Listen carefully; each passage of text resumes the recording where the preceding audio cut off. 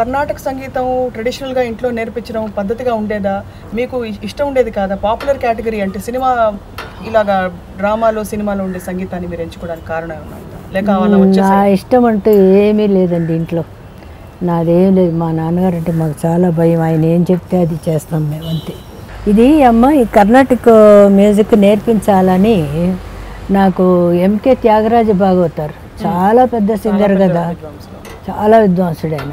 ఆయన పిక్చర్లో యాక్ట్ చేశాను నేను చైల్డ్ ఆర్టిస్ట్గా. ఆయనకు గురువు గారు ఆలత్తూరు సుబ్బయ్య గారు, ఆయన నేర్పుతూ వచ్చారు. సరే ఈయన రోజు ఆయన రావటం, ఈయన నేర్చుకోవడం ఇవన్నీ నేను రిహార్సల్స్ అప్పుడు చూస్తూ ఉండేది ఈయన చెప్పేదంతా.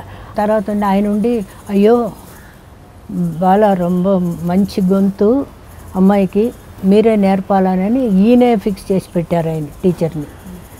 ఆయన ఏం చేశారు, త్యాగరాజ భాగవతరికి నేర్పే పద్ధతి వేరు, మనకు నేర్పే పద్ధతి వేరు. ఆయన ఏం చేశారంటే అక్కడ త్యాగరాజ భాగవతరికి విజయాంబికే కీర్తన, విజయనగరి ఆయన నేర్చుకోవటం విన్నాక నేను మా గురువుగారు చెప్పాను, నాకు నేర్పాలి అది, ఆయనకు మాత్రం చెప్తున్నారేంటి, నాకు రావద్దా అది అన్నాను. అయ్యో నువ్వు పాడే పాట కాదు, లేదు అది ఇది అన్నాడు. అట్లా కాదండి, నా వరువు నాకు వస్తుంది, మీరు చెప్పండి అన్నాను. అంటే అప్పుడు విజయనగరిలో ఆ పాట నేర్పారు. విజయాంబికే విమలాత్మికే విజయాంబికే విమలాత్మికే విజయాంబికే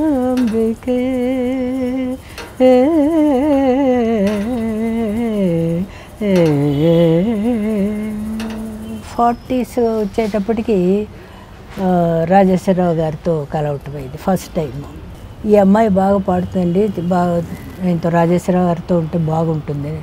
అప్పుడు నాకు 12 years, రాజేశ్వరరావు గారు 17. తీసుకొచ్చి నీకు పాట వచ్చినా ఈ అరవమ్మాయి ఏమో ఈ అరవ పాటలు పాడుతూ ఉంది అని, అరవం కాదండి తెలుగేను మేము అని చెప్పి పాడిచ్చి విన్నాక చాలా సంతోషపడ్డారు, బాగానే ఉంది అని. అట్లా బుక్ అయిన తర్వాత రాజేశ్వరరావు నేను ఇద్దరు కలిసి ఎన్నో రికార్డులు